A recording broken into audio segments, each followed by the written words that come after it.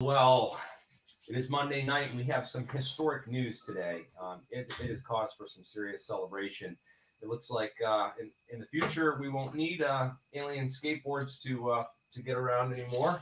We're going to have warp drives, guys.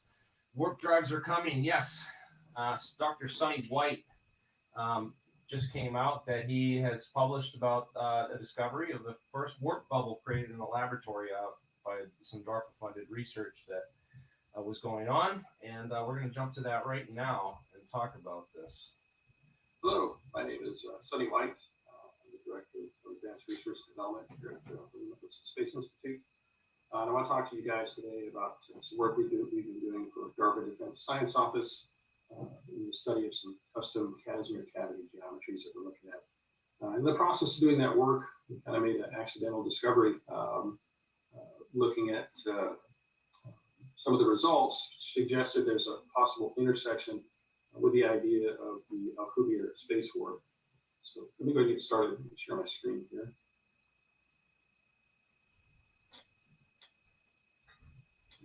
Presentation there. Yes. Okay, so this slide shows some of the custom Casimir cavity concepts we've been looking into as part of our DARPA ESO work. This is a partnership between Nanotechnology. Oh, so audio. The audio is. Let me do this instead, guys. I'm going to do a screen share so we get better audio. All right, and I'm going to I'll put that on full. Space Institute, Texas A&M, and Isentis LLC. Specifically, we're exploring some of the implications of our dynamic vacuum model as applied to these custom Casimir cavities. There's kind of two general categories we're looking at. Case one is this parallel plate cavity, where we have these pillars at the midline, pillar structure at the midline that causes the quantum vacuum to respond in a specific way where we might be able to detect the signal. And so there's some specific technological applications that may come as a result of these thought processes. Some of them are related to power, and there may be some communications and sensors implications. It may also be possible to generate thrust for a spacecraft, although it may be very, very modest. And we may be able to increase the magnitude of negative vacuum energy density that's predicted to manifest in a Casimir cavity. And so that's the work that we've been doing for DARPA that kind of led to this unanticipated intersection with the Alcubierre metric. Let me just talk just a little bit more about the dynamic vacuum model. So specifically, it's a pilot wave theory. The central theme of the thought process is that we maintain the vacuum as a dynamic medium. It varies in space and time. So the manifold that makes it up can support longitudinal wave modes. The internal constituents can therefore exchange energy and momentum. We did some work under our previous DARPA grant studying some other applications of the model. During that work, we derived the acoustic wave equation from the Schrodinger equation.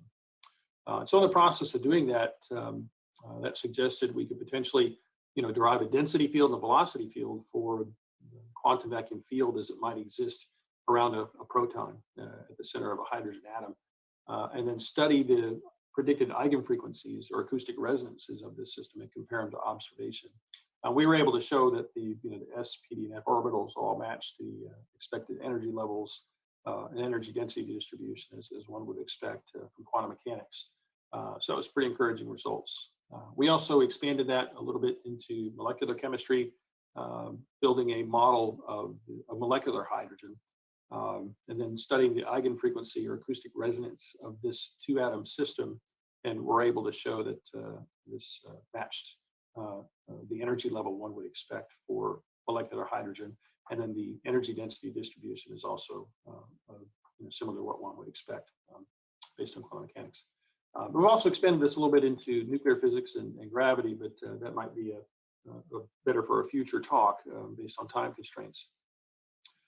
So in the process of doing some of the literature search for this, the work that we're doing for DARPA, our dynamic vacuum model maintains that in those custom Casimir cavities, there's some spatial variation to the quantum vacuum as a response to the presence of those potentials in the field. The quantum vacuum is polarizing, if you will.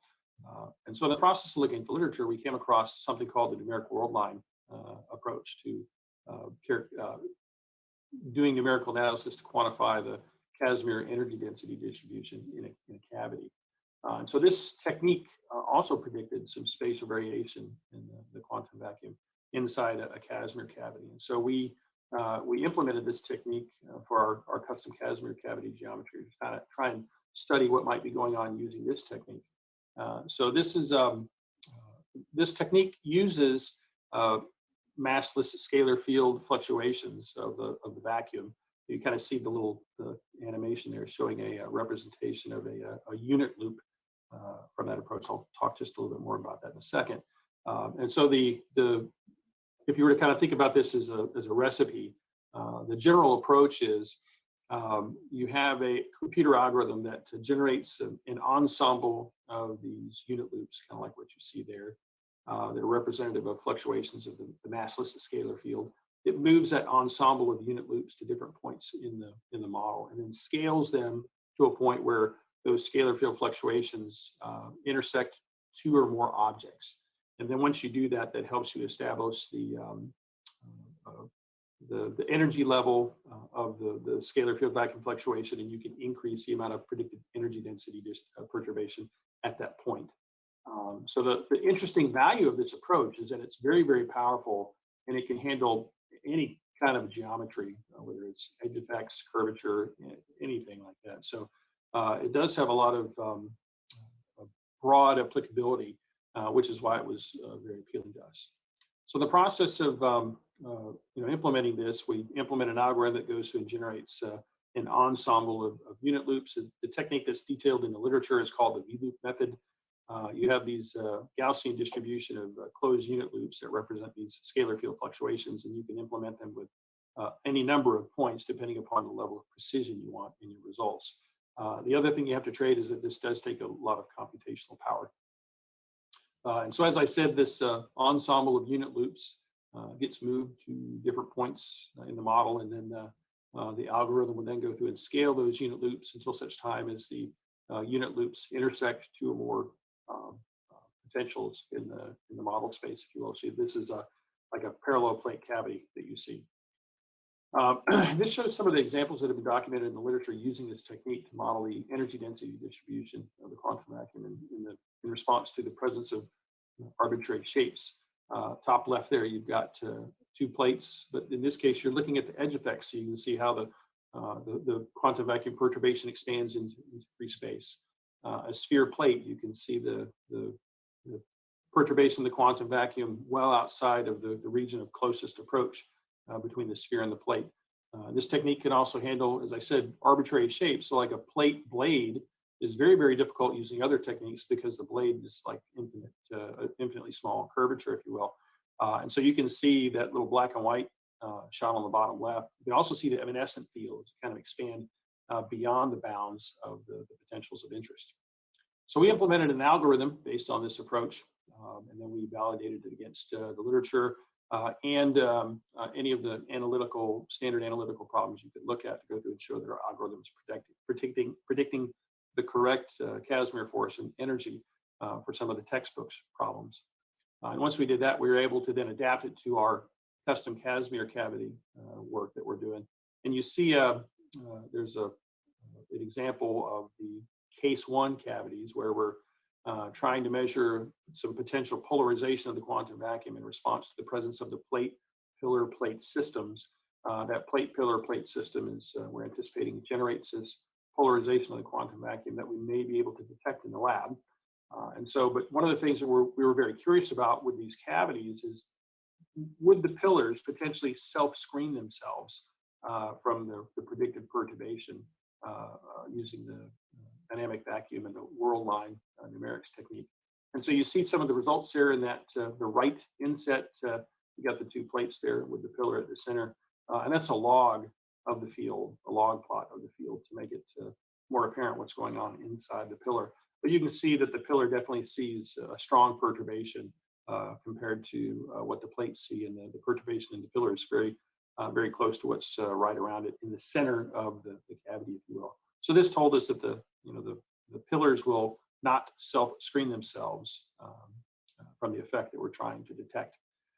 Now, the interesting thing is that that's where the unexpected finding comes from, right? So when we look at the results, this is a non-log plot here on the top here to the right of this this plot here on the left. The plot on the far left is kind of the expansion and contraction field, the York time plot for the Alcubierre warp metric, and you see this little stylized gray cartoon spaceship kind of overlaid onto the field plot to show how it would be, topologically connected to the expansion and contraction of space-time. But this plot on the top middle, this is the response to the quantum vacuum. You see these lenticular areas of increased negative vacuum energy density in response to the pillar plate system. This two-dimensional section cut looks very similar to a two-dimensional section cut of the energy density requirements for the Alcubierre space warp. So if you were to kind of, this little gray donut, if you were to cut it right in half, you'd kind of see a negative vacuum energy density distribution that looks like this. So this was a very interesting finding. Now, the main difference, though, is that this field is pillar-like, it's prismatic, right? And it's not toroidal. And so we reasoned that maybe we could take a sphere and a plate, a sphere and a cylinder. In this case, the sphere is 1 micron in diameter, and the cylinder is 4 microns in diameter. And then using our numerical analysis techniques, we're able to look at that and show that this energy density distribution, of course, is toroidal as we're trying to get it, and it looks very, very similar to the Alcubierre warp metric. So, this is a very interesting finding, and this is a potential structure we can propose to the community that one could build that will generate a negative vacuum energy density distribution that's very similar to what's required for the Alcubierre space warp. So in some ways, this is potentially a nanoscale warp bubble. Now, don't get excited. It's not going to go anywhere. It's not going to do anything. But it may have some optical implications. And so one of the things that we'd like to give some more thought moving forward is, can we come up with some kind of a small nanoscale structure that we could make and find some way to do like a 1 photon experiment or a 1 electron experiment, if you will, where we could go through and do some examination of the optical properties as a result of these little tiny nanoscale warp bubbles. Can we aggregate a large number of them in a row, if you will? We can increase the magnitude of the predicted effect to a point that we can potentially see it. So I think this is maybe a great example of sometimes when you're doing work for one reason, you find something else you really didn't expect to find. So we're encouraged by that. It's very interesting. So just happy to kind of share it with you guys today. Hope you have a good rest of your conference. That's all I had. Thank you. Oh my God. Well, there you have it, guys. So that was super interesting. A lot of stuff to unpack there. Let me see if I can bring that back in and just go back to a couple slides.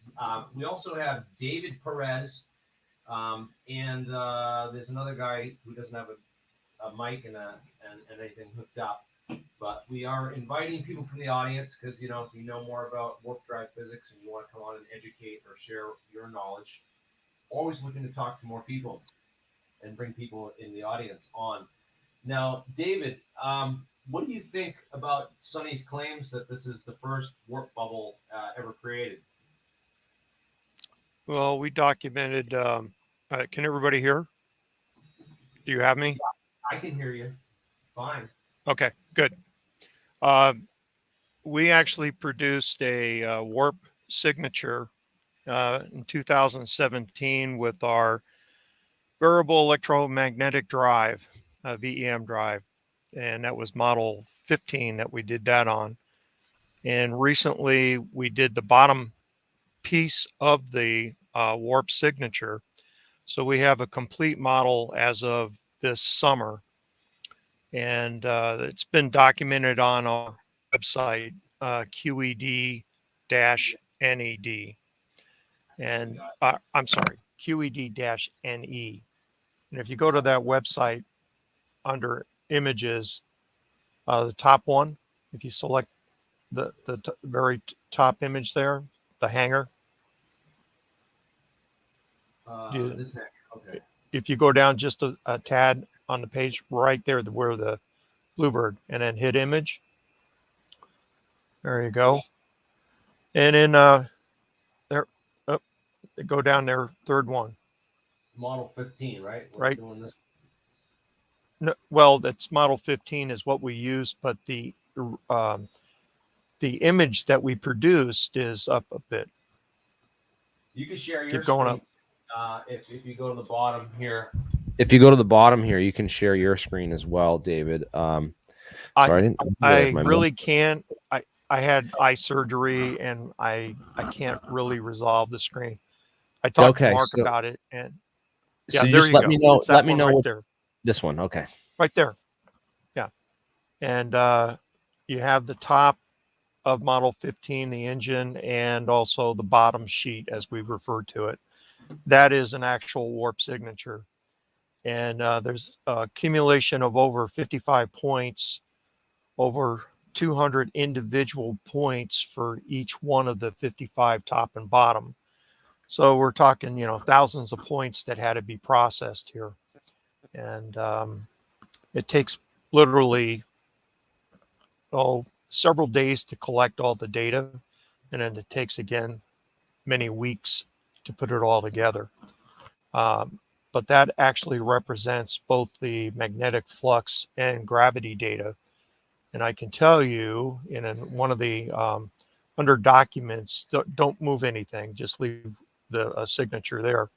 But under the documents section of the website is a paper I wrote that talks about the warp signature itself and the aftermath of the collected results of the test of the VEM drive. Now we've been able to. He's talking in micro dimensions. The engine is over 2 feet long, and it's over 6 inches in depth, and it utilizes fractals. We have a throttle that actually can control the engine. We have linears that works on batteries. It's actually been prototyped to plug into spacecraft and to maneuver them around. And our engine, that data was collected with only 10 watts of power. And that gave 0.75 gravity, which if you were to go to for 20 watts, for example, we could do a gravity dose to hold humans inside of a spacecraft. So there's a lot of misconception about warp bubbles. You can have multiple warp bubbles that can form larger warp bubbles. And our engine technology to date, which is prototype, we've been able to lift 3.37 pounds with the engine. And wow. We've been able to move 1.5 pounds on a torsion bar in an enclosed container, glass and wood, and move that within a little over 30 seconds. We can move it 2 millimeters. Now, it doesn't sound like a lot, but at 100 watts of power for a lot of these experiments that we did, that's a lot of movement for a short period of time. And to lift 3.37 pounds in 30 seconds is quite a feat. And I'm really surprised because we have sent messages to DARPA about our technology, and we hear crickets. And he's talking they don't even about ask you, like, micro. I've shown your technology to a couple of the physicists in our group that have been going back and forth about this too, because when this news came out this morning, like obviously it was posted in our private chat group, and we've been like debating this all morning. Like, is this the first warp bubble that's ever been created? As a number of people in the audience have pointed out, why would DARPA come out and let this out? They would put the kibosh on this right away and tell Sonny White, you can't talk about this. This is classified. And, you're held under, what's called ITAR, export control laws. they can silence him Oh, legally under export control laws and tell him that this technology, you can't talk about it because or to anyone that could be, exported to foreign agents. And that's how they would classify it. So it's interesting that DARPA let this out and allowed this out. I must say, we've also that means applied for we've also applied for an NSF grant last year, and we were denied. The reviewer said that it was impossible, and that's why it was denied. That it was impossible to create a warp bubble, despite the fact that we provided the videos that we have produced, which are again on the website, and the movement of the bending or the compression of the fabric of space through solid objects, moving independent objects inside the case. We provided all of those videos, the lift videos and everything else. And so they claimed that it was impossible to do. Yeah, impossible to do, but well, the experiment should have spoken for itself. I've had some of the comments I got were that it was interference patterns or heat that and you didn't do enough to rule out some of these other false positives in your experiments. So I don't know. I've got these are the criticisms I'm seeing and stuff, but I feel like this is on the right path. Have you heard of a guy named David Cohen from a fractal antennas? So he's a guy from MIT. Yeah, he's a guy from. I met him at MIT at I think if he's from MIT, yeah, he's from MIT. He went to MIT and he developed he was a ham radio operator that came up with an idea because he was located in an apartment, could not deploy antennas outside of the building. So he tried a fractal antenna to transmit, and it was very successful. And then they later formed a company of Fractal Antenna, I believe is the name of the company. Yeah, I met him in 2011 at MIT 10 years ago at a cold fusion conference, and he really piqued my interest with what he just could talk about with the research that he had done. He just talked about his whole history up until this is what I was at MIT and I was working on this and I started doing this and this and this and then DARPA came along and now they have this company and I can't talk about what we do now because everything went classified, but I can tell you everything up until that point. And it's like, oh, that's awesome. Well, fractal antennas are used in your cell phones. So that was 10 years ago that this guy was really well ahead and had a number of DARPA contracts, to develop things. He had. You've worked on a shoestring budget and you've done amazing things in your home shop and the home laboratory on pennies to the dollar. You're like us in terms of your ability to just build and create stuff without wasting exorbitant amounts of money, like NASA and these other research institutes seem to do all the time with the grants and research monies that they receive from the government and everything. So this is I'm really amazed at what you've been able to put together in your garage. And man, I look forward to the day I can come down into your garage and film some of this stuff and meet you, because this is I've been following your work for at least go 10 ahead. years. Yeah. One of the things I need to clarify is people who try to refute what we've done and saying that it's due to thermal. If that was the case, then the V opening in the drive would then force, if it was all thermal, would force it in a downward direction if it was pointed upwards. And that's pretty impossible to do, to lift 3.37 pounds at 15 newtons of force. This goes beyond any kind of thermal. And besides that, we have a thermal infrared camera that we use on the testing. And we have shown a 3.75 degree difference in the ambient air temperature. We cool it. So just like some of the UAPs that's been photographed on television that the Navy has released, and they show a cold spot around the craft. Well, that's also indicative of a warp signature. And it's in our papers on the in the document section of the website. We've without laying out an actual system design and how to build one or replicate it, which we're not going to do. Right. Well, what do We you think have about the idea disclosed of using a of ton of fractal data crystal? You guys have, of what. and you've shown. I think this is the path forward, because obviously alien technology is going to be much more sophisticated than what you're showing. One of the things My that garage. actually, it wasn't David Cohen. No one else. Sorry, I want to correct it. His name is Nathan Cohen. It's Nathan, Okay. not David. I said David before. Well, Sorry. I know who he is as far as the history of fractals, and the only Yes. reason why we used fractals was it was in order to replicate what we had seen with pilot documents being linear displaced with the use of thunderstorms, which is totally random. We don't have tons of cases, but we have enough that convinced me that if we brought that into the lab, we should be able to replicate it. And so I set up two VHF antennas and collected data from flying through thunderstorms from some of the television shows that I did.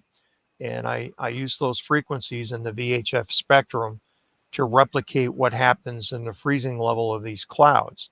I also, I'm a meteorologist, I also teach 10 different science classes from astronomy, meteorology, physics, on and on with geography, geology courses.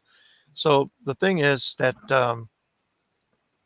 what I recognized, being former Air Force and going through all the different meteorological steps of observer, forecaster, radar operator, upper air, and all this, I've done all of those. So I had the background in order to actually figure out. It's kind of like a great mystery. And it took several years before we even developed the hardware.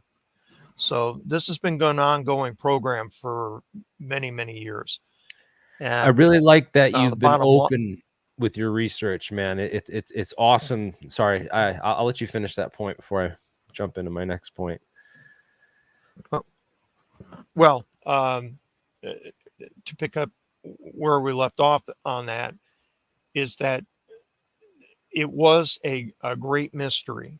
How can an environmental issue or environmental phenomena actually displace aircraft? And what it really came down to was the cross fields of the thunderstorms. Had I not had all the experience in the teaching and doing all these various disciplines, I would never have figured it out. So if you're, quote, a scientist such as Sonny White or any other scientist that has a desire to look into the space metric, unless you've had all various disciplines behind you as experiences, I don't think they would have figured out. Now, if he's down into the Casimir effect and doing 1 micron across diameter stuff and getting some color resolution and stuff, it's in comparison. And I'm not going to play the game of my stuff is better than yours and all this. It's minuscule in comparison to the magnitude to which we've done our work. And as I've said, the thermal infrared have shown that it is not a heating process. And I'm so tired of hearing people trying to argue about why this thing works. The data is there. I don't know how else. And see, this is our problem. We work out of a garage, right? Because my overhead is basically zero. I pay the mortgage payment. So go back and look at all the other companies that came from a garage. I'm no different than anybody else. I have ideas. I don't have to be in control by somebody above. I'm independent. And maybe that's what upsets a lot of other people, is that we've been able to produce results with basically crickets, non-acknowledgement of what we've done. But yet It's you weird can get because other people in there Yeah, go ahead. You guys, I commend you because you guys were some of the most vocal back before when it was Space Warp Dynamics, and then when you guys changed the name to QED, you took a whole bunch of your older videos down, and I was like worried that you had gone underground, and I was like, David Perez definitely discovered something, and now he's like gone underground. He's not going to share it with us. But then I was relieved I was so like relieved when you came on APEC was it the week before last? I think it was the last one. No, it was it was about a month ago. Yeah, it was about a month ago, actually. It was one before that. Sorry. So yeah, when you came on and shared that the research that you were doing then, I was super relieved, to know that you hadn't been, gone underground or gotten bought out like we see happen. I know this has happened to a lot of people who have made similar discoveries or worked on this, and I you've been our working on this problem for 10 was years. that we hadn't produced a profit, and IRS was starting to get on our case, so I had to close the company and start another one about a year later. And it's just a fact of life, no one's knocking on our door to say, hey, put one of these up in space for us. That's the it has been craziest thing. tested in a vacuum by another independent lab in Germany. There was a consortium of some individuals who wanted to copy our design and got a lab in Germany to replicate or try to replicate it. And that's why we never disclose everything on how it works, all the procedures and everything. We have a bunch of trade secrets with it, and we have a bunch of company proprietary. We have released all that I'm ever going to release about it. And of course, with videos, we're going to share papers and everything else, but we will never disclose how everything works inside the system. We already given everybody as much a general idea, but if you don't know how it actually works, then you can copy all you want. You're just not going to be able to make it go. So that's my protection that I have. So I don't have any problem of explaining a lot of things about it. I don't have a lot of problems with the design layouts, because some of our guys that are with us kind of question, why are we releasing all this stuff on the net? Well, I don't need another break-in into my lab. So there's full disclosure. Do you want to see it? Good, right there. But I'm not telling you how it actually works. The other parts of it. I mean, it's all part of the system. My idea, I have an idea that, like we could have crystals grow the fractals, and that way they could grow them on a much smaller scale. I mean, you have how many iterations do you go into the fractal on your crystals here? It looks like it's a Koch snowflake, maybe like 6, deep. Like if we had a molecular fractal crystal, we could go, orders of magnitude deeper on our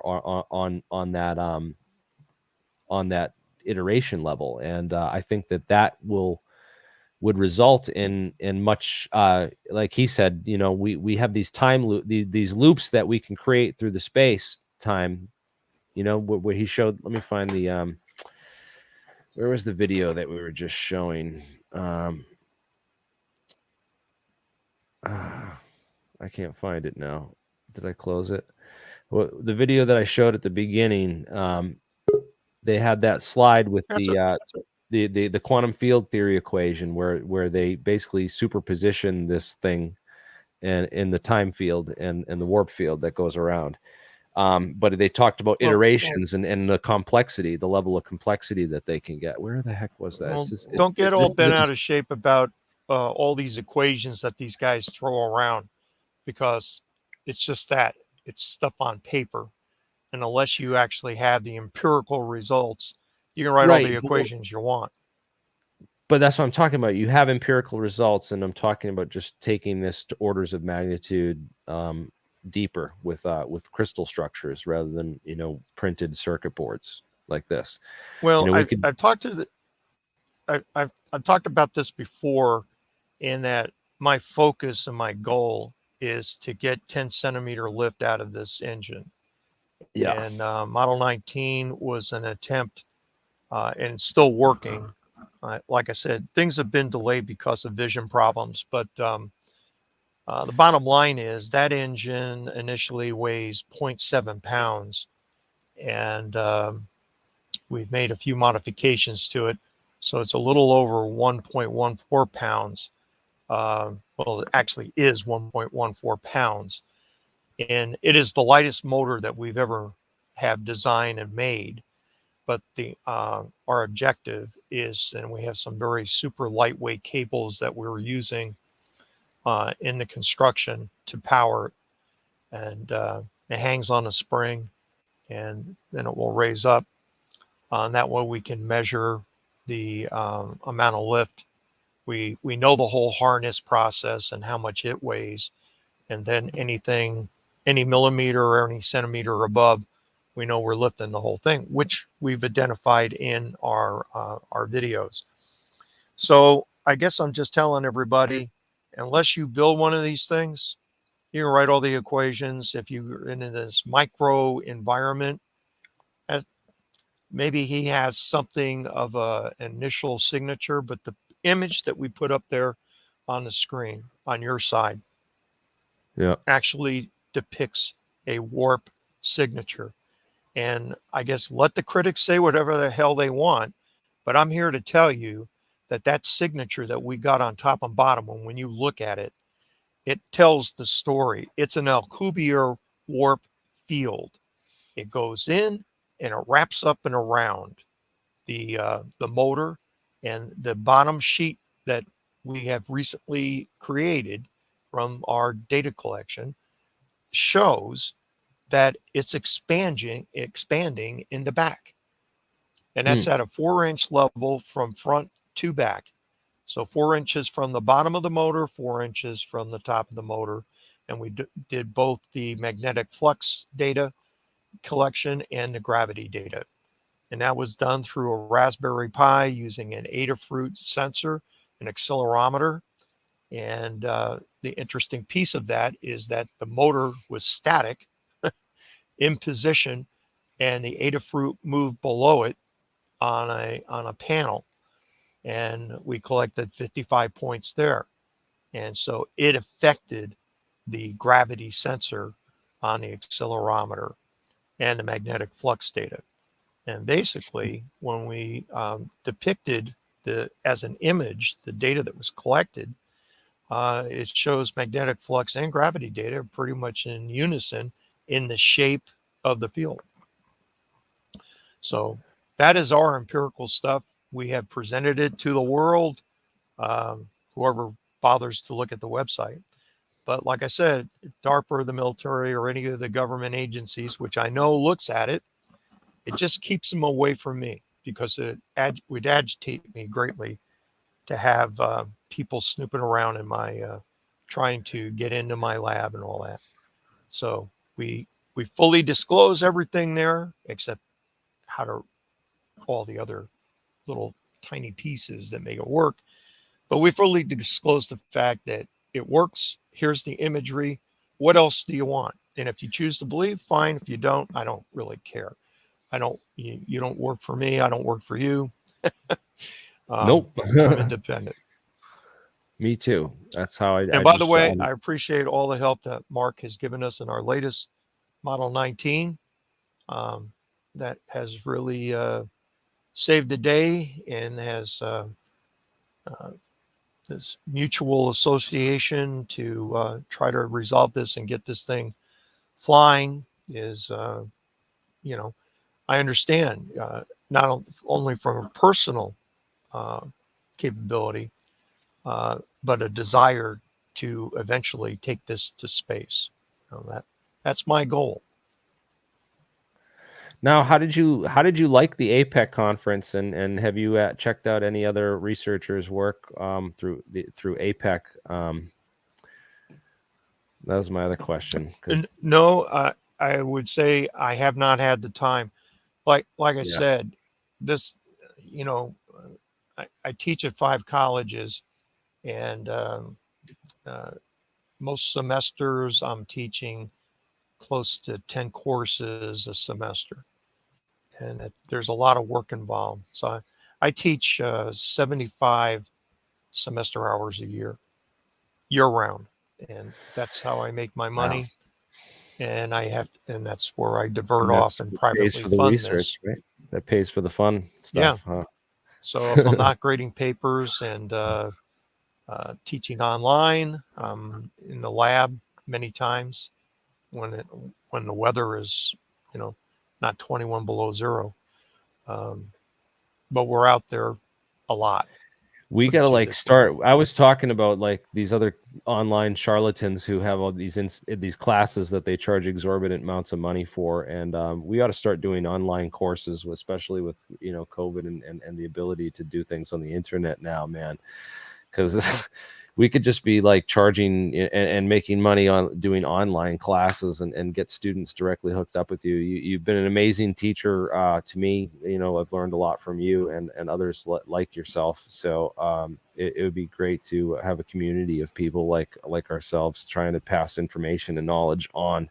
And that's sort of what I'm trying to, create here with gradual baby steps of pulling different people together and stuff. And so thank you for joining us today. And any other comments on Sonny White or the video we just watched before we go? Personally, I don't like to criticize other people's work, although people don't have a problem doing it to mine.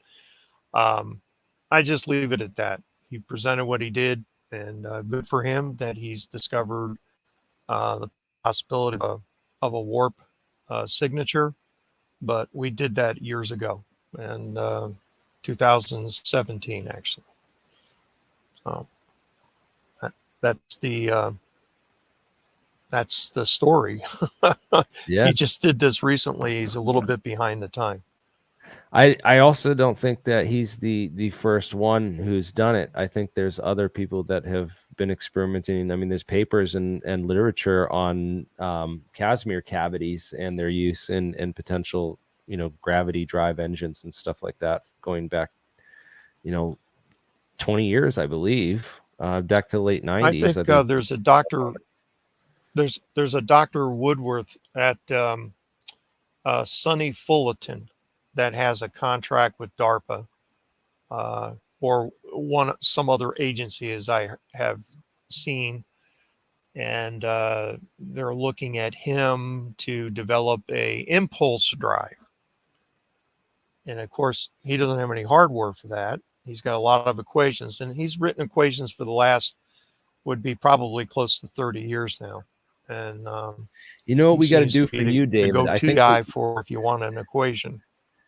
David, you know what you lack, I think, right? Sonny White put that video together where he just has that real quick 12-minute, presentation where he just covers all that stuff. We should put something together like that, a video where we address all your critics and really expose all of your research and something like that. So let's talk about doing that. Definitely. I'm gonna. That's an idea. Yeah. Because it certainly helped that he. And I actually have taught warp drive courses through the Metro Community College here in Omaha, and it was on an online basis. And I've written 22 different seminars, but I already have written courses that address entangled particles and future of that. I mean, one of the linkages that I have is to port a warp bubble into an entangled particle scenario tunnel. And I worked out a bunch of the equations for that. But again, that theory can be just that. It's a bunch of paper with some ideas, but unless you actually build this thing, and I have a design for that very process to build the hardware and to attempt to push it through an entangled particle tunnel. And it's outside the box, but that's where I'm at. So I'm not afraid to experience failure. From failure, you get success with understanding another piece, another part, another discovery. And I'll tell you what, if I hadn't read that article from the, I'm bad with guys' names a lot of times. Anyway, the guy from MIT that with the fractal, that Nathan I read Cohn. that probably 30, yeah, Nathan. I read that probably 30, maybe close to 40 years ago. And that always stuck with me. I was fascinated by that antenna, being a ham radio operator myself. And when I had to make a decision, how do you literally take this from two clouds fields overlapping to two VHF antennas overlapping to how do you build something that would be practical to move another object? In other words, like build an engine or a motor, however you want to define it. And the idea of the fractals came up in that my initial idea was to, and it was kind of ludicrous, but to put up two huge radio antennas, blast them with over 100,000 watts of power, fly the plane through it, and see what kind of displacement we could get. And I had to par that down quite a lot. And the only way I could do that from an antenna base was, quote, the idea of using a fractal, because you can get the same kind of gain versus, say, for example, a 3-foot antenna, which is impractical to put on airplanes or spacecraft. Separating them out, it is much easier to put this and confine it into small fractal arrays and mimic a thunderstorm. So that was plus, minus, minus, plus. So a dipole, inverted dipole. And that represents the structure of the electric field of a thunderstorm. The recent design, I eliminated one of the negative fractals. So it was only plus, minus, plus. And that's how, and that makes the antenna structures, these arrays or fractal arrays, very lightweight in that comparison. And you can put with thicker copper, you can really push a lot of power into the arrays. And so that's where we're at now. I mean, we have the results of model 17, which lifted to 3.37 pounds. So it's onward and upward. Lighter it is, the more vertical displacement I can show. And maybe we'll win that $1.1 million prize that Europe The Goldie is Award. Goldie Award, yeah. Yeah. So I've kind of gotten onto that, and I'm sorry to say that it's not like I won't listen to everybody's suggestions, but when you open up the door for that, I get thousands of these things. I'm exaggerating, obviously, but it's distracting from what my my blinders are. Get the thing off the ground, no matter how you have to do it. Figure it out, get it off the ground, and so that's where I'm at today. Well, Yeah, again, the video you have on the video you have up right now, that was to demonstrate axial control. Wherever you point that thing to, it will move in that direction. So it was inclinated about 30 degrees, and we were trying to show, well, I think we did show, that no matter where you put that, it will move.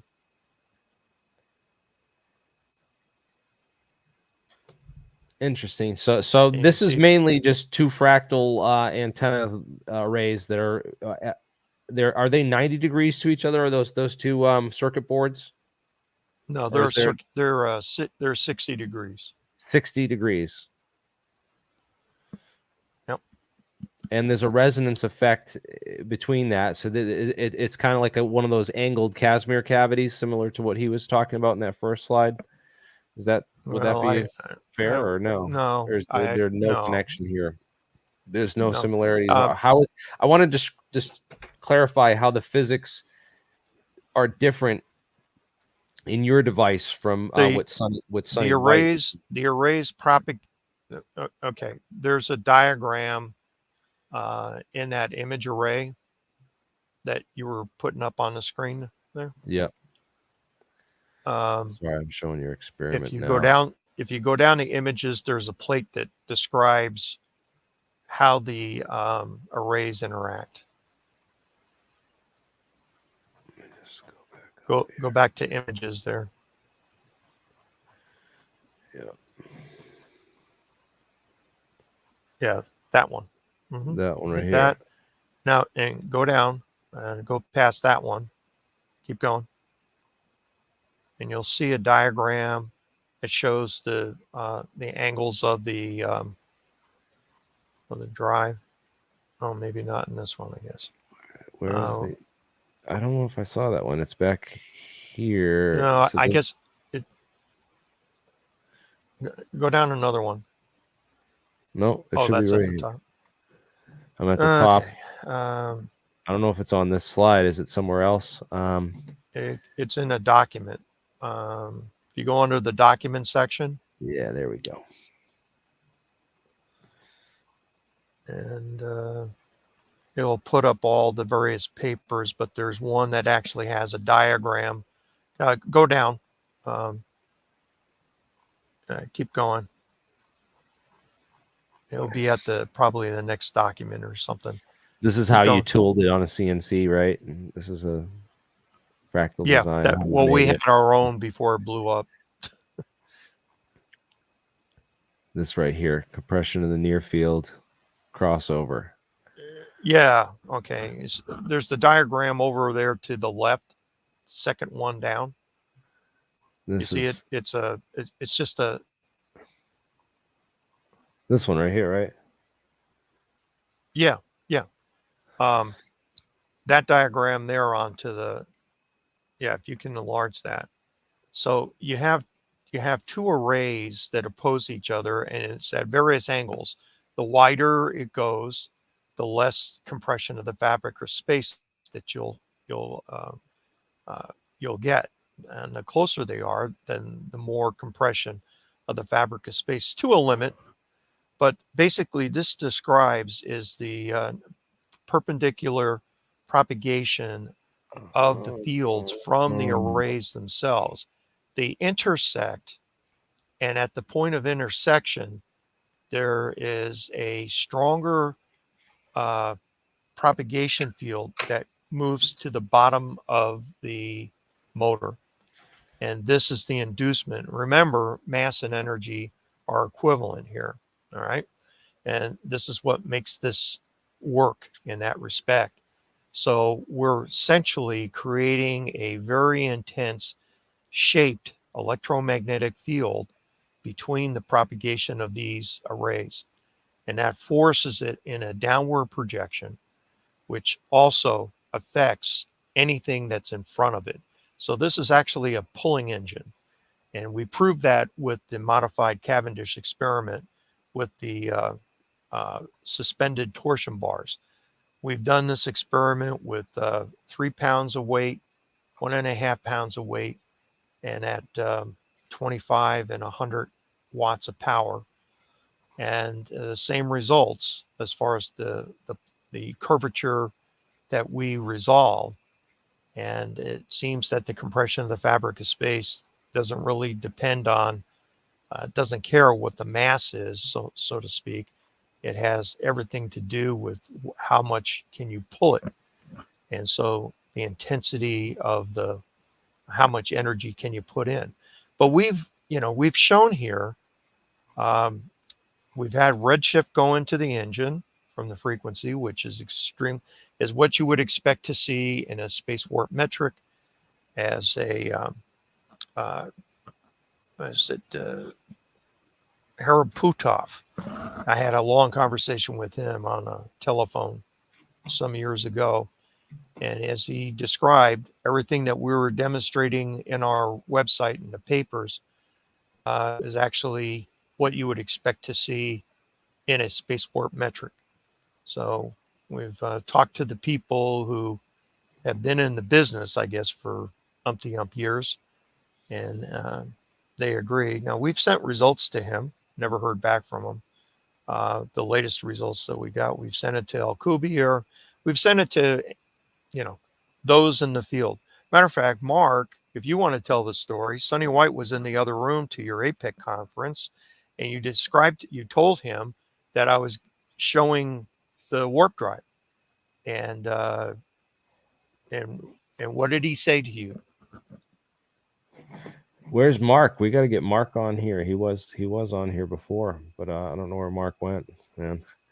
I got Well, to paraphrase it, he wasn't interested, even though that he was a door width away from seeing what I was talking about. He wasn't interested. So there you go.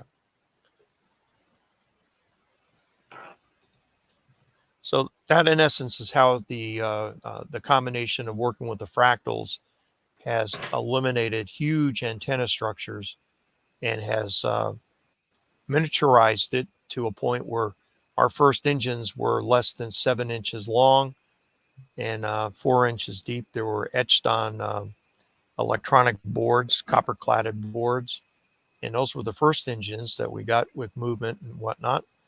And one of the comments, I bring this up from the NSF grant denial, was that this isn't scalable. Well, we went from 7 inches to 2 feet, and went from a few hundred watts of power to 1,000 watts of power. So the evaluations that people make onto the technology is false and misguided. I don't know. Anyway, proof is in the pudding. You've seen the videos, or people have now access that are listening tonight. They have access to all the documents that have been written. One that was presented at the AIAA in 2018 in Cincinnati, which Sonny White was there as well, and did not show up for the presentation that we gave. Bottom line, we've presented it. We've shown I have no it. doubt that Elon Musk is going to come along in 2 years and claim that he invented warp drive first. So, Well, we're gonna have to expect this, like, for every. You mean how he claimed that he invented subways first and boring machines first, and came up with these fantastic ideas of vacuuming. It'll be like out when tubes. Al Gore invented the internet. Yeah. I swear it's gonna. I mean, we've presented, we've shown. You can, I guess, bring the horse to water and can't make it drink, as the colloquial expression goes. But yeah, there we are. Yeah, I remember Mark was saying that when I interviewed him live from the conference. If people want to go back and find that episode here on YouTube, we can go and find that. Oh, or we could listen to Lou on GQ. Look, he got on British GQ. Anyways, what's with this, with all these people? They don't understand how these UAPs, UFOs fly. No one's talking we've about already the shown science. how they fly. And they're saying that we don't understand this stuff, and I'm like, meanwhile, we've been exposing the programs that have been researching this stuff for decades on this show. So yeah, it's quite funny.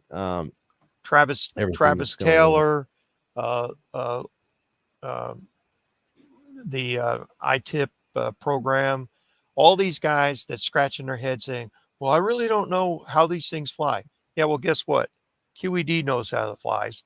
It's a warp signature, it's a warp drive, and that's how they're getting around. And that's why you're not spamming a can. Because if you're in the center of this field, there's no momentum, and you can turn 90 degrees. And you'll hear the pilots comment. And I'll watch some of these programs. I sit in my chair, and it's almost like I want to throw my shoe through the screen. And it's and I do wear heavy shoes. It just irritates me, is that we have the answer. It's been there for years, and no one wants to listen to it. And we have the evidence. It's been, I don't know what else to, unless I build the Star Trek Enterprise, I guess nobody's going to believe us, So there's my next goal, is to build the Starship Enterprise. Yeah, my next little project is to build a Starship Enterprise. Just a mini, I mean, just a mini Bluebird one that 2. can fit in your garage. You can park it in your garage. You know. Well, I have a quarter scale of the full size version of the Bluebird 2. It's in aluminum. It's taken me 10 years to build it. And that's actually the picture in the hangar that you showed initially. It's at the very top. Oh yeah, at the very top, right? It's not this one, but the Well, that's back. Bluebird. That's a Boom, cutaway. But we've even come up with solutions for artificial gravity inside of a spacecraft. And like I said, in a recent article that I actually, it's under the document section that I quote in that article, that you need at least 1.45 gravity doses, and that's basically gravity units, to hold humans into the spacecraft, to grow plants, and to basically flourish in space.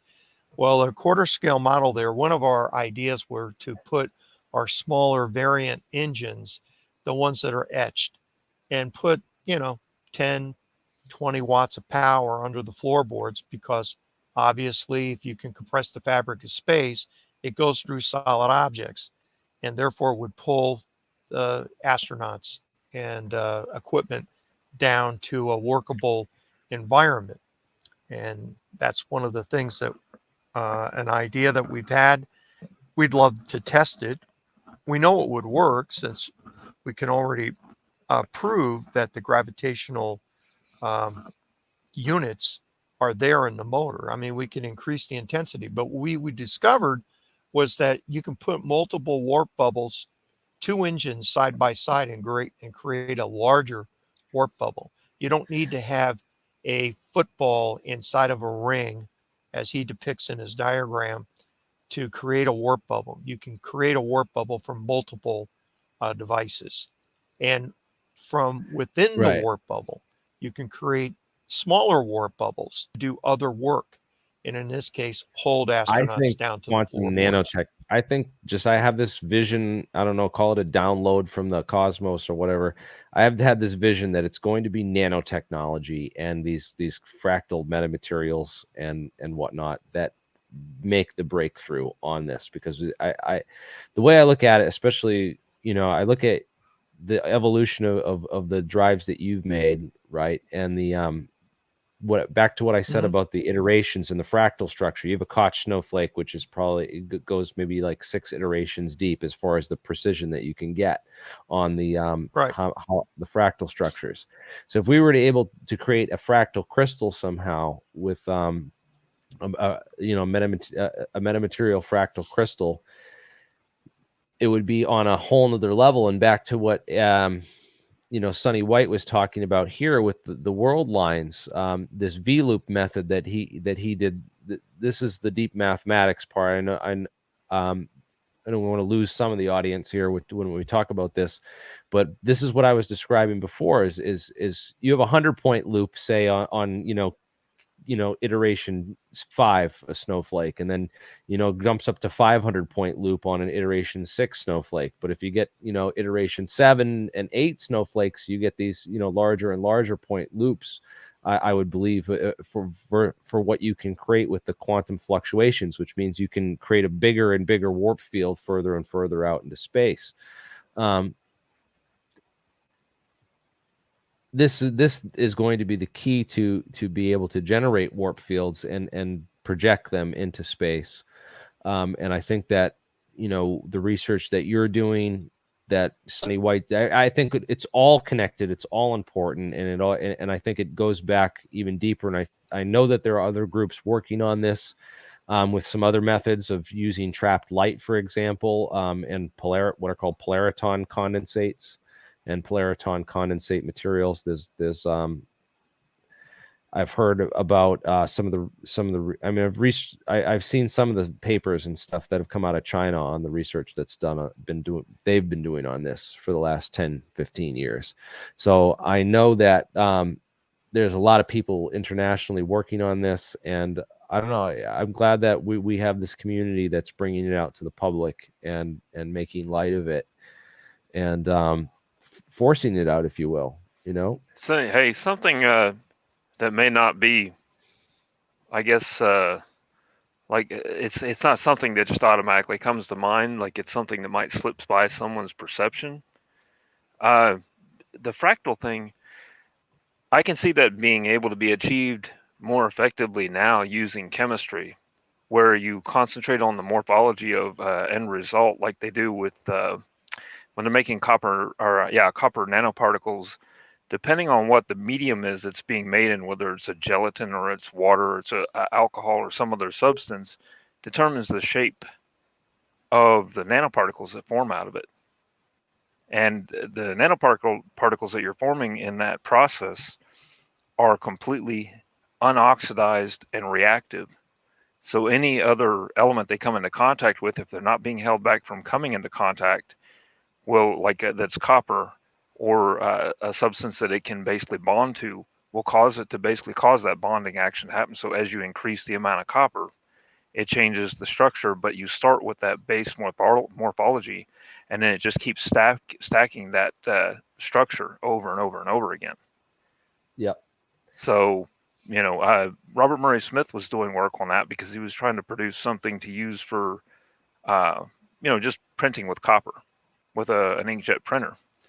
And I believe some of the stuff he was producing was capable of being used to produce three-dimensional objects too, because a minute amount of UV, high frequency UV light would cause those copper particles to bond together, even after they're oxidized, because it would knock the oxygen off, and that would inject an immense amount of energy from that photon into the copper, making it extremely sticky to bond to another copper atom. So, well, this is just amazing that That's he interesting. was the copper. Yeah, that's this is an interesting idea. I had another interesting quote that someone posted in the chats. He said he was watching all these old UFO contact cases from the 70s and stuff, and one guy said that he asked the aliens how their spaceships flew, and they told him it was just like your electric motor, only it's flat. And I thought that was interesting because we have so much two-dimensional geometry it seems to be a similar theme in all these these Casimir cavities and these effects that are warping the near field seem to occur in these this again, it's symmetry, and it's the fractal nature of the universe dividing on itself. And that's where I think we can get to much higher structures. I mean, think about a billion of those time loops, right? The loop method. Think about a billion of those. Like if we had a fractal crystal structure that could, think about what that could do, and if we could get that resonating properly on the right level, as far as creating a warp field. I mean, this is historic because we've done it. Now it's been proved by NASA, right? So now people will listen, David. They're not going to listen to David Perez in his garage. They're going to listen to Sonny White of NASA, though. And now we have it out there that, yes, okay, it's been done, people. Now it's all about engineering. Now it's all down to getting the engineers and the real researchers and experimenters to come out and put these ideas and the knowledge and everything together to actually build it. And this is going to be exciting as hell for the next 10 years. This, I guess, cosmic race to the stars is going to happen. I know there's tons of groups working on this. We're trying to increase that competitive nature and bring this out to the public as well, because this should not go down as the new Cold War. We can't see Manhattan Project. We need to work together as an international community to build towards this technology so that we can use it to save humanity and not destroy humanity. I would almost guarantee you that the international competition, they're not going to work together, because each one want to claim it for themselves. Yes. Oh, yeah. And be in control. And it's all about this. don't ever forget that, because you're talking trillions and trillions of space-based economy here, and there's a lot of greed that goes out with that. You know, I idealistically, I guess I'm in that group. You know, I'd like to see space flourish and mining process of asteroids and the moon and other places to generate the income that's necessary to expand the space-based economy, which will happen eventually. But there's going to be tremendous amounts of greed, power plays, controlling of this, controlling of that. I mean, I'd like to think everybody's going to play nice in space, but it's not going to happen until we mature and grow up as a world. We're not going to grow up just until isn't gonna we happen.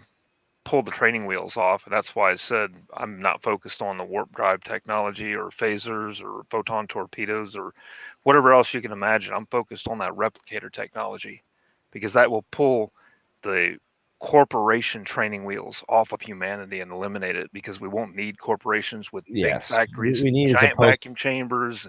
You'll be able to just print a cell phone out on your desktop if you want a new one by downloading a file. You wouldn't print a car. Sustainability and You wouldn't download and post-scarcity print a should be car, our would you? two Yes, I main would. goals. Yes. You know, and the ability to break down the material too, so you're not bottlenecked by a company that provides you what your printer uses to print with. So you feed stuff into it. It's got to have the ability to feed stuff into it, break it down, and make it ready to be printed out later and reused. You know, so, and that, yes, like you said, that will bring us to that post-scarcity, and it will be a post-scarcity of product. We're already past the post-scarcity of resources, because the whole world is full of resources. The sun has more resources than all of our entire solar system outside of the star itself. And it's poisoning the star right now. We have enough evidence that if we were to remove all those heavy materials, the sun would burn at a slower rate of its hydrogen, and the energy would be released much more rapidly. So we'd get the same amount of energy, but it would have a lot longer to live off of the hydrogen it has, which I believe if you reach a certain point, it'll last almost indefinitely, because it'll be pulling in more hydrogen than it's consuming. So you'll still have to keep pulling those heavy materials that it forms down in the core, even if it's just helium, getting it out of there, so that way the sun can keep operating at optimal capacity, you know.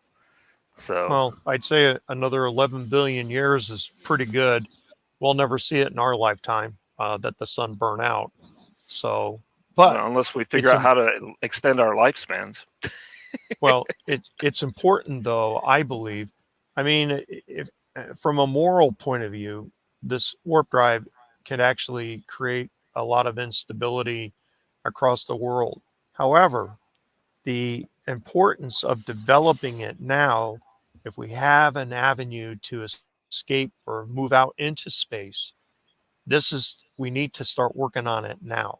Whether I'm the end result of perfecting this thing, or I can only get to a certain point and have to leave the technology where it's at, it's okay too. But we Right. already know that if we went into space with the latest prototype that we have, we could get to Mars in less than 45 days. So there's not just an economic point of view, but for a safety and health perspective, if we can muster this technology to get to explore the outer planets from the Earth, then we need to do that to keep astronauts from being exposed to basically their death, as far as being exposed to the radiation that the sun and from the heliosphere, from outside of the heliosphere, comes in to the solar system. So the quicker you can get someplace, the less exposure that you got, and that will be good for all people all the way around. And instead of taking 10 months to get to Mars, less than 45 days, and a little bit more power in the engine, could be even less than that. So I guess it's kind of a choice that you got to make.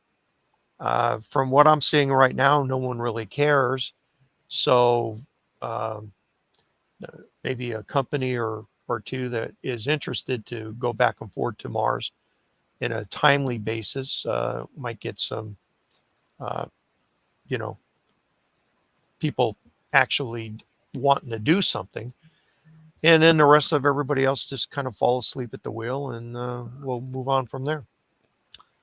Well, I was But, gonna say on your economy thing, the biggest disruption I see is the unexpected, which is the only thing so far I've seen is that uh,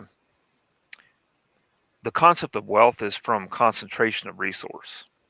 And by giving people the ability to spread out, to gather and bring stuff back, you're also giving them the ability to spread out and expand, which will actually thin out that wealth, over a greater area, since it'll no longer be trapped on the earth.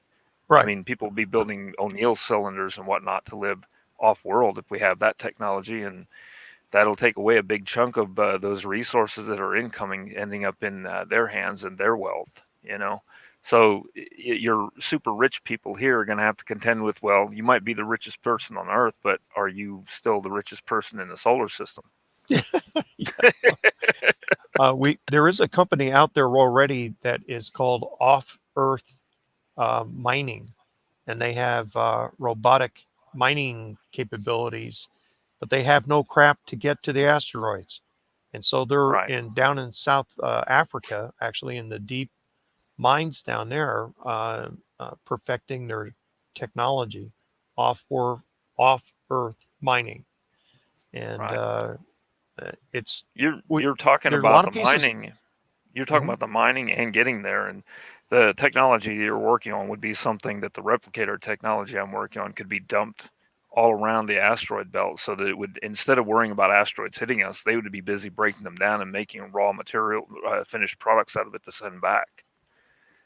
And how All far are automated. you on getting this to work?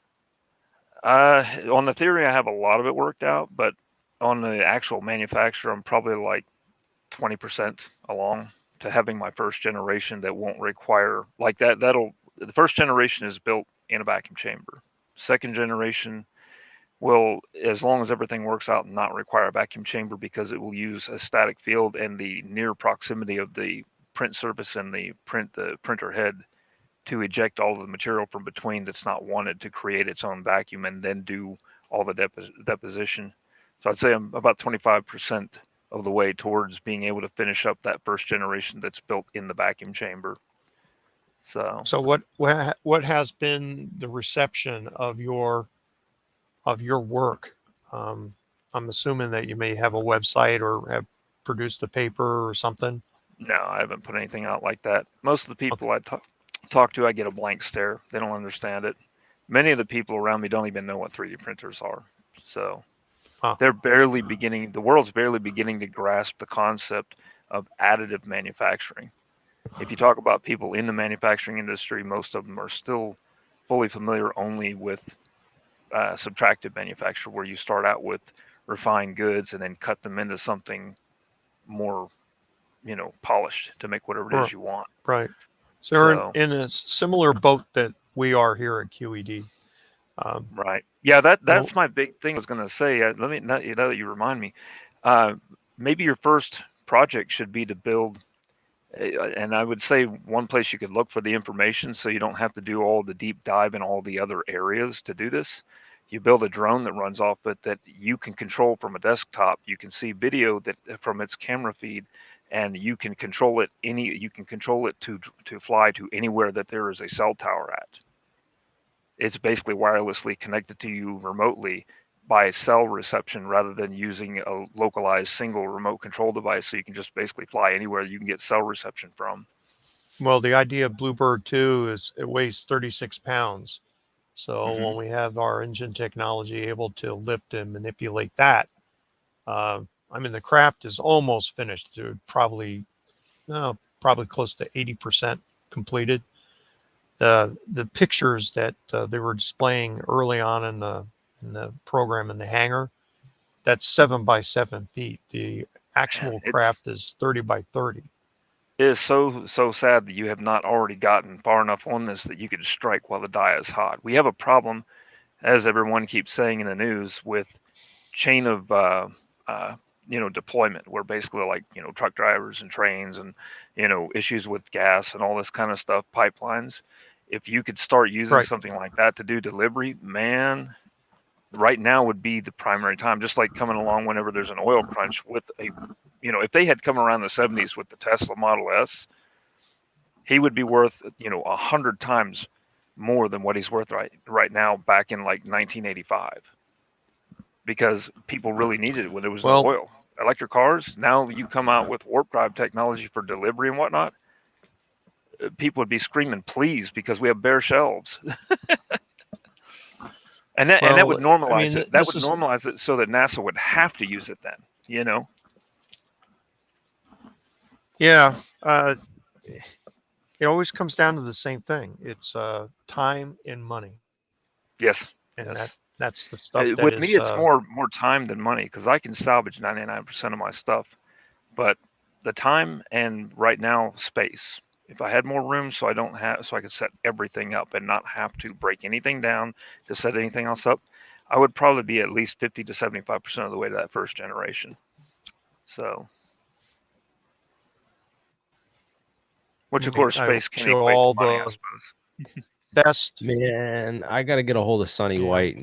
This guy's going to be famous now. Like, this is like crazy. But we have to like do our part to,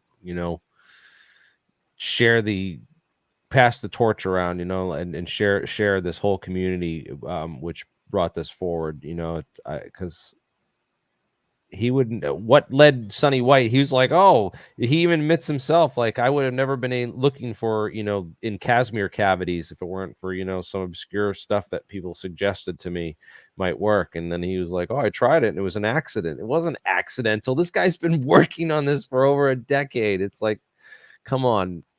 He accidentally discovered warp drive in his laboratory. Like, that's the head of the article on the debriefs by Christopher Plain, right?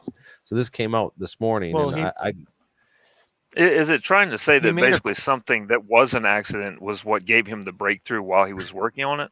Maybe. Yeah, maybe. I've heard I don't know what was the totally. It was an accident. Not completely accidental. It's not completely. I think we accidental. have to clarify something about. We have to clarify something about his quote discovery within the Casimir. He was working on the EM drive, and which is Roger Schreier's design from 1999, and they put an auto tuner into the system, and I don't believe they ever ran it more than 100 watts of power because it was overheating. And one of the Schreier's designs in the microwave cavity that they had, there was a paper that he had written that talked about a warp bubble discovery inside the cavity chamber of the Schreier drive. And I remember reading that. And so this claim of discovering for the first time a warp bubble is not actually true. So if you go back through the documents and you read that, you'll find is that they were making that claim with the Schreier drive, which is the EM drive that he produced from Eagle Works. So there's a lot of it'd be nice if somebody could actually be up. We really got to get Sonny White onto APEC and have our entire cast of crew, cross analyze this and really get to the bottom of this. Because and I have a feeling that he won't do it. He wouldn't come on. I know. I have a good feeling that he wouldn't, because what I think's going on right now is that DARPA is like trying to cover up. They're trying to cover up that they've been researching this, and probably it's anything that's coming out of DARPA now is like stuff that they've had for over about a decade. It used to be longer than that. I think it's shortened that length now because the information travels so quickly on the internet now. But this is something that I think that they have much more developed than anything Sonny White's showing us right now, especially if you know the history of, who's been looking into and talking about and publishing on these Casimir effect cavities and stuff since the 90s. Hal Puthoff, Bernard Haish of Lockheed Martin, A number of these other scientists have been publishing on these Casimir cavities and their potentials for creating warp bubbles. We know that Lockheed Martin was involved in that research since the late 1990s. So it's over 20 years they've been researching this stuff that we, know little bits and pieces of here in the not black world. But this is kind of interesting that now it's DARPA's. DARPA created the first warp bubble through Sonny White, this NASA researcher. It's like the perfect story. It's like this is like the family friendly Fox News safe narrative that we can now push to the public, that it was this NASA scientist that created this warp drive, when in reality this there's people have been working on this stuff for decades. So it's a solid, and then or that it came from aliens. We got the ideas from aliens, yeah. And then I don't know, man. Who knows what's gonna come out of this, man? This is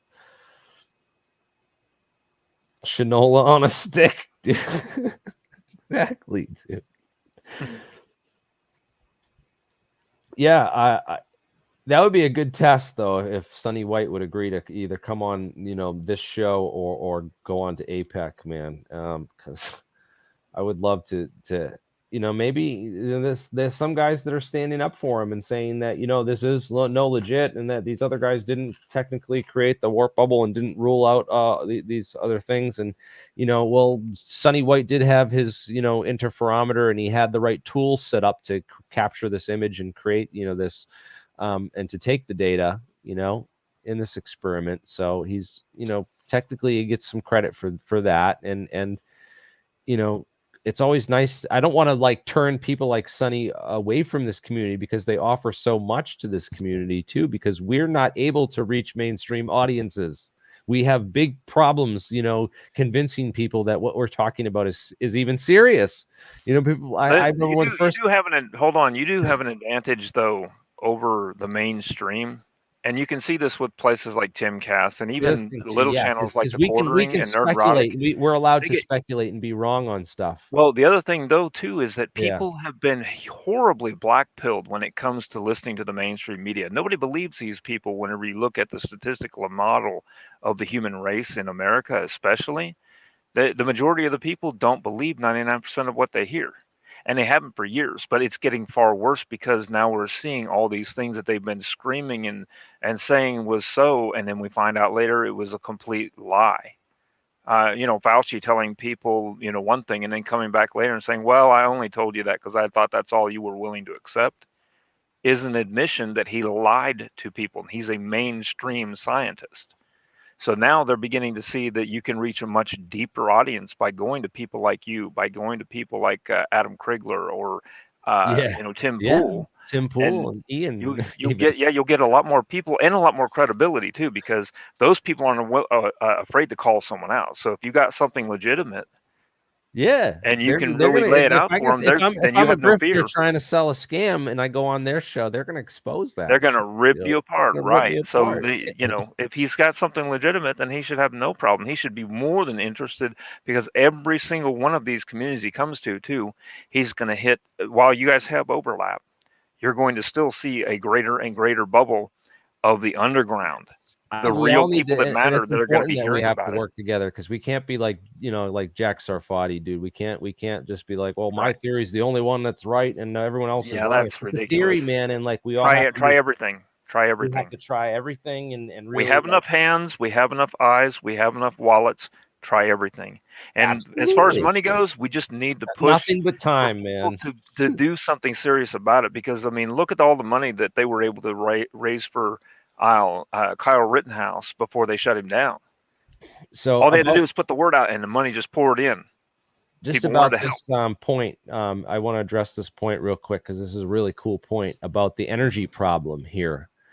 And what they essentially create is a Casimir capacitor. It's like a cavity where you can store almost infinite amounts of energy and build up really, really high amounts of energy. I think that's a key to how they are producing this, and some of the more advanced warp drive research that I think DARPA is involved in.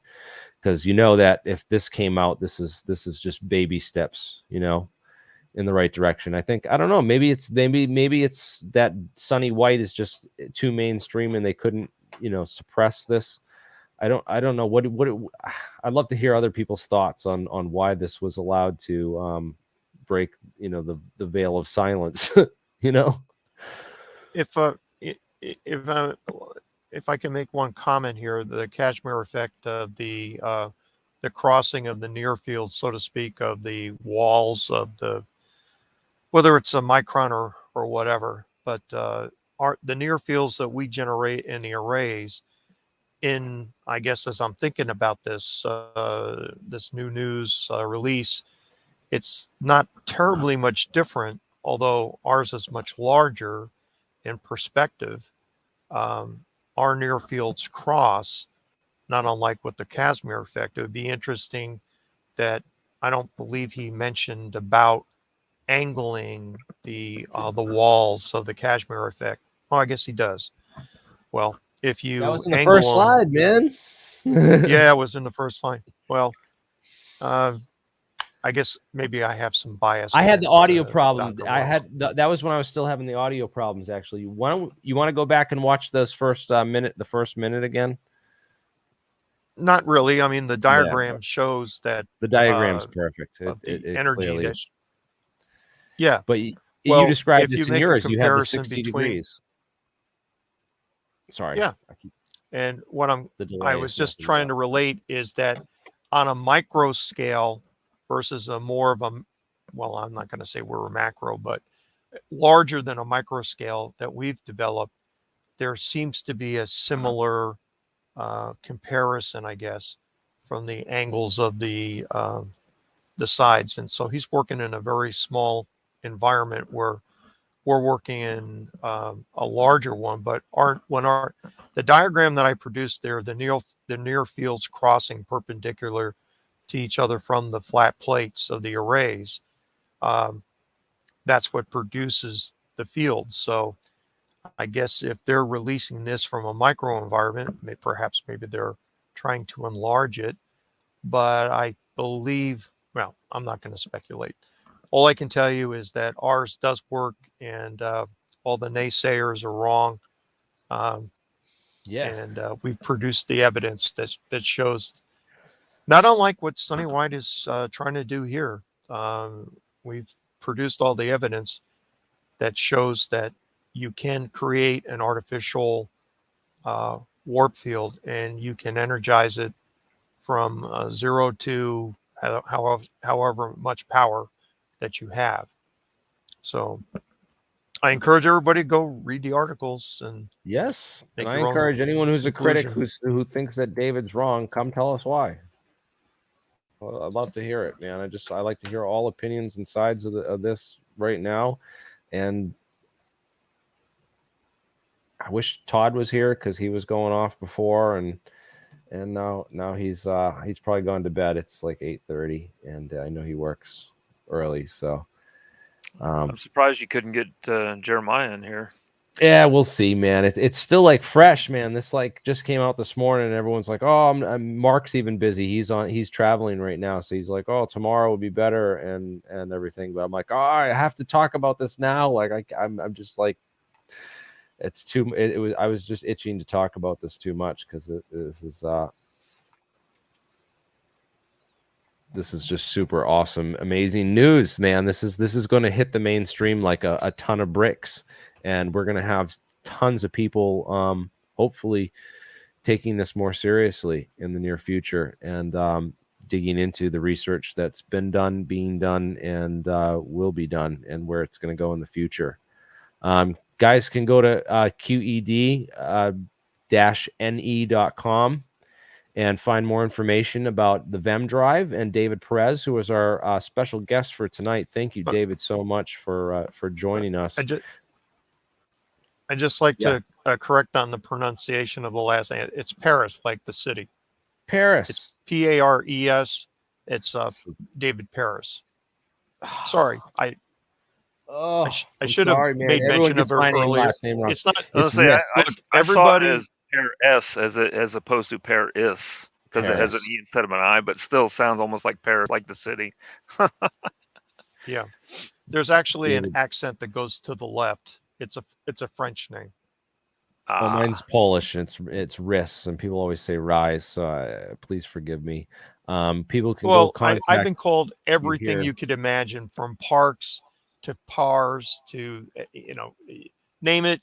It's been knucklehead. Mark parish, Parrish, parish, David and Parrish, yeah, but Paris is the name. Yep, like the city, Paris. pronounced Okay. that way at least. When you said you've been No, called everything, I thought you were going to name off some of the things people have Pa- called you for, Paris, even suggesting such a crazy idea is actually charlatan. succeding at doing something. well, that's probably How dare you in the succeed? works as well. The Yeah. rest of us are working for Walmart. Yeah. It's like, well, you didn't, Pat, you didn't follow your dreams, so I guess that might be why you failed. Awesome, guys. I wish I Failure had can some. be successful. Yep. I got to work on that cool outro music. I don't have all Actually, that stuff set up yet. all but, success comes from failure. A guided missile is guided by its failures. It sees its No, failure. it's true. It makes an yeah, that's adjustment. right. It has to make It some fails adjustment. again. It makes an adjustment until eventually it finally gets close enough where, any failure it has at that point is, according to an engineer, close enough. Close enough. Well, That's over the right. last 10 years, I can definitely tell you stories of many failures along the way and having to Those would be correct a important. You should problem. document all those. If someone's following something where it crosses over this, even if they're working on something completely different, that kind of information could be very useful for somebody who's trying to develop something and they don't know if anybody's tried something, so they don't know if it won't work or what the result will be. And if they can find it in a cross index of things that don't work and go, oh, okay, well, then I won't try that particular thing. I'll branch off to these other things that no one has tried. And we start narrowing down the amount of things in the world that haven't been tried, Well, we won't publish our engineering notes in that regard, but we do document um, things that we've discovered and things that we still need to research, but we keep pushing forward to get to the ultimate goal of lifting that thing 10 centimeters. Um, uh, Wow. It seems to be kind of a focus. I realize that, but we have situations where you turn the motor off and it still runs, still moves for several seconds. that sounds like it's And harvesting or something. And until you give it time to wind down, it'll keep harvesting energy from the environment. That's well, a great it's idea. more of we believe that it's the rebound of the fabric of space that keeps the engine moving. But we've measured energy spikes that come out of the motor when we and this is monitoring the engine as it's working, like with a Hall chip. And we've seen this. We've actually got that published in our first paper. There's a little bit of paragraph that we've seen energy spike come out of the data, and I So still it want sounds to. like you're talking about a gravity version of the magnetic hysteresis that they try to eliminate from like transformers, so that they're not fighting a magnetic field that the metal is putting out with the reverse power through the coil. Well, it could be electron puddling potential, like in a huge magnetron tube. That happens. But we have discovered that. It's something in the back of my mind that I'll look at it when I have time. But right now, just trying to push this whole project forward is the focus. But we've seen a lot of different things with the motor that we've documented, and there'll be things to refine as we go along. That's all I got. Well, names are hard, and gamma functions and double integrals are probably a little harder. But hey, thanks for everyone for watching today, and I'm glad you took the time to join us, and I hope everybody learned something, and I hope people reach out to you, David, and learn more from you in the future, and sign up for some of your courses, and maybe become students of yours here in the future. I hope we can move as a community towards realizable warp drive, and just past a tiny warp trouble, a tiny warp bubble that couldn't even warp an ant. But this is a proof of concept, and now it's an issue of engineering, and censorship sucks. So do mainstream narratives, because it's never the full story. And yeah, keep tuning in to Alien Scientist, and keep joining us here, man. It is now bedtime for us, and if you guys want to join, we'll be hanging out here privately behind the scenes. You can join the StreamYard link right there. Thank you to Lord Ludicrous Plaid for the $5 super chat. Man, I can't believe this is historic news, and we only got one $5 super chat for making history here, or at least covering history. But thank you guys for watching, and you guys are all awesome and amazing, and we wouldn't be here, and we couldn't do this without your help and your support. So thank you so much. You guys rock too, and have a great night. Have a great week.